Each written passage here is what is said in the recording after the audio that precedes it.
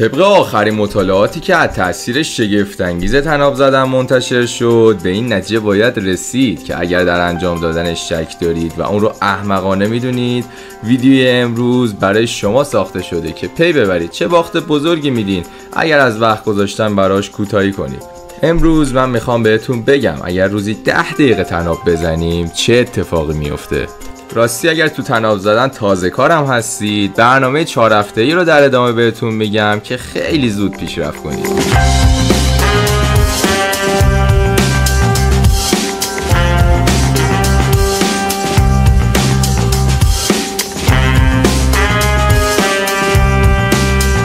سلام بچه‌ها، چطورید؟ همونطور که میدونید طناب زدن حرکت مورد علاقه بسیاری از بوکسورهاست، چون هم پاهای بیداری براشون میسازه و هم کمک خیلی زیادی به بهتر شدن کارایی قلب میکنه و باعث میشه ظرفیت ریه ها بالا بره.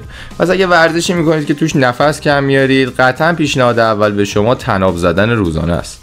اگر هم دنبال یه تمرین فول بادی هستید، طناب زدن بازم یه گزینه ایدئال براتونه، چرا که این حرکت عضلات پایین تنه و بالا تنه مثل ساق پا، ران، باسن، شونه ها و عضله دو سر و به خصوص عضله شکم رو به خوبی درگیر میکنه. در ضمن طناب زدن فقط به قدرت عضلانی کمک نمیکنه، بلکه استقامت عضلانی شما رو هم بالا میبره. پس بازم اگه ورزشی میکنید که توش باید حرکت‌های انفجاری و ناگهانی بزنید، این حرکت یه گزینه خیلی خوب میتونه براتون باشه.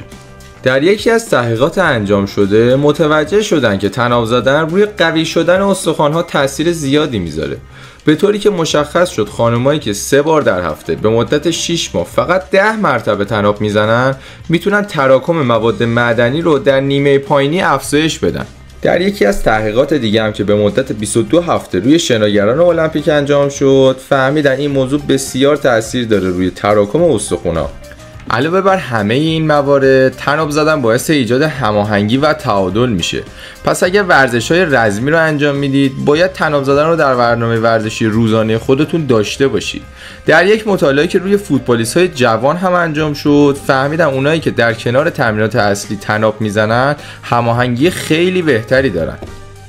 جالبه بدونید 30 دقیقه طناب زدن بیشتر از 1 ساعت آروم دویدن کالری میسوزونه. طناب زدن یه تمرین هوازی نسبتاً شدیده که میتونید با انجام اون در هر ساعت کالری مصرف خودتون رو به 1300 کالری افزایش بدین. در هر پرشی که انجام میدید تقریباً 1/10 کالری مصرف میکنید. کالری مصرفی در 10 دقیقه طناب زدن با کالری مصرفی در 2 کیلومتر دویدن برابری میکنه.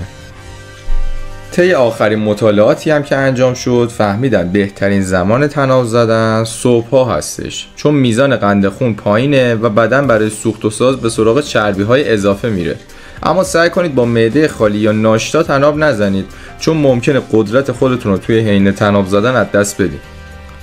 حالا به این همه فایده‌ای که براتون گفتم، تقویت مهارت ذهنی و کمک به حفظ آرامش و جلوگیری از آسیب دیدگی و خواب بهتر و مدیریت استرس هم اضافه کنید. اما ضررهای طناب زدن چیه؟ به احتمال زیاد این جمله رو شنیدین که طناب زدن برای خانم‌ها مناسب نیست و باعث افتادگی رحم میشه.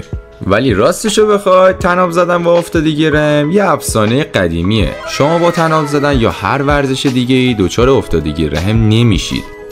در ضمن تصور این که طناب زدن باعث شل شدن اندامایی مثل سینه میشه بازم اشتباهه.